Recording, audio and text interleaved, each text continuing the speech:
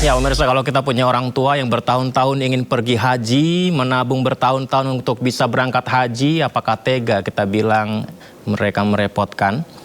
Dan pernyataan Ketua Dewan Pimpinan Wilayah Forum Komunikasi Kelompok Bimbingan Ibadah Haji dan Umroh Provinsi Jawa Barat ini memicu ketegangan di Komisi 8 DPR RI. Karena disebutkan ada pernyataan jemaah lansia merepotkan. Inilah pernyataan Ketua DPW FK KBI HU Syatori yang diinterupsi oleh anggota Komisi 8 DPR RI Matindas Janusanti Rumambi. Matindas meminta Syatori mencabut penggunaan istilah merepotkan yang diberikan ke para jemaah haji lanjut usia. Kenapa merepotkan orang? Bicara tentang lansia itu sebenarnya kami suka beristilah. Kalau yang lansia itu sebenarnya satu. Kalau bisa ada batasan umur dan istitoahnya benar-benar dilakukan. Sebab lansia itu pelaksanaan hajinya repot dan merepotkan orang lain, Mbak. Kenapa merepotkan orang lain? Sebab jamaah itu rata-rata ingin khusyuk sendiri, Pak. Jadi nggak ada jamaah yang ingin, ini paling bisa membantu dari hotel ke mobil gitu aja. Kalau terus menerus umpamanya tawaf dan lain sebagainya, ya sepengetahuan saya jamaah saya nggak mau gitu. Diserahkan kepada kami juga KBIH. Kemarin orang-orang yang demikian itu di kloter 1, orang-orang yang butuh didorong itu lebih dari 60 orang, Pak.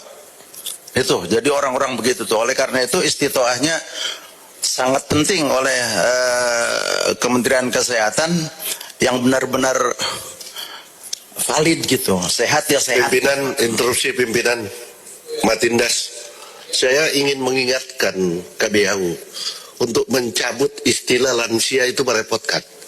Ini live loh, ya, jangan ada bahasa jemaah haji lansia itu merepotkan. Baik, minta untuk dicabut kalimat itu.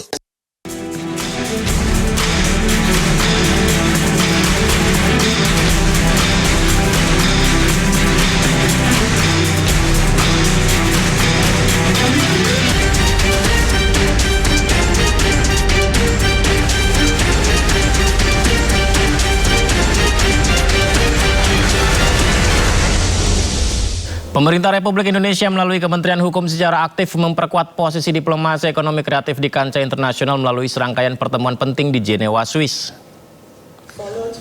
Dalam dialog tingkat menteri di sidang Majelis Umum World Intellectual Property Organization atau WIPO, Menteri Hukum Suprat Panandi Aktas menegaskan komitmen pemerintah Indonesia terus mengawal proposal perbaikan tata kelola royalti yang telah dibahas sejak sidang SCCR pada Desember 2025. Usulan itu membawa 3 prinsip utama yakni transparansi, akuntabilitas, dan interoperabilitas agar sistem pembayaran royalti di era digital lebih adil. Tidak hanya itu, pemirsa, Indonesia juga membahas soal karya jurnalistik termasuk mekanisme kompensasi yang adil bagi media di tengah perkembangan AI.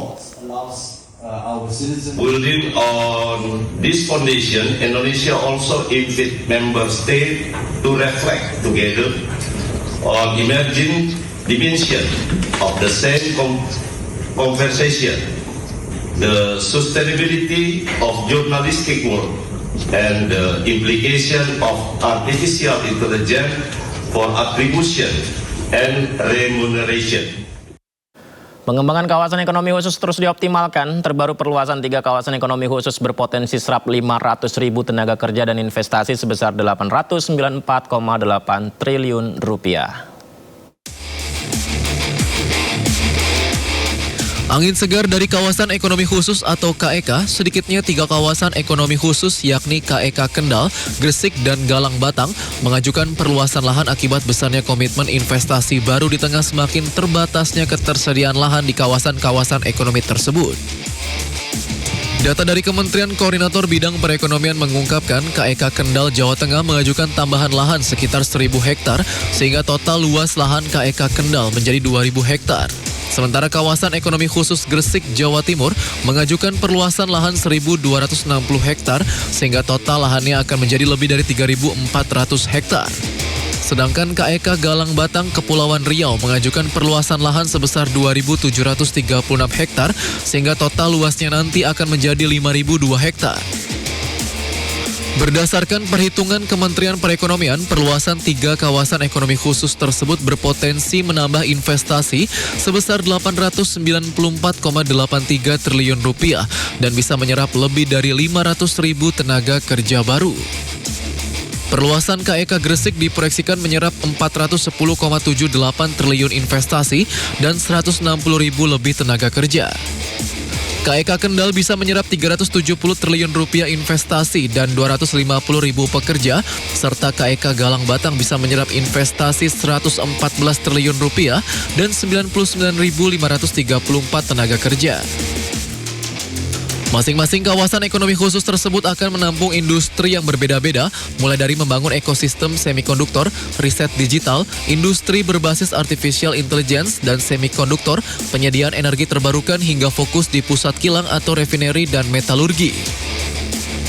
Kemenko Perekonomian menegaskan seluruh pendanaan dipastikan menjadi tanggung jawab Badan Usaha Pembangun dan Pengelola atau BUPP bersama para investor. Dua ledakan terjadi di Damaskus, Suriah sesaat setelah Presiden Prancis meninggalkan hotel tempatnya menginap. Informasinya saja di Sindo Prime.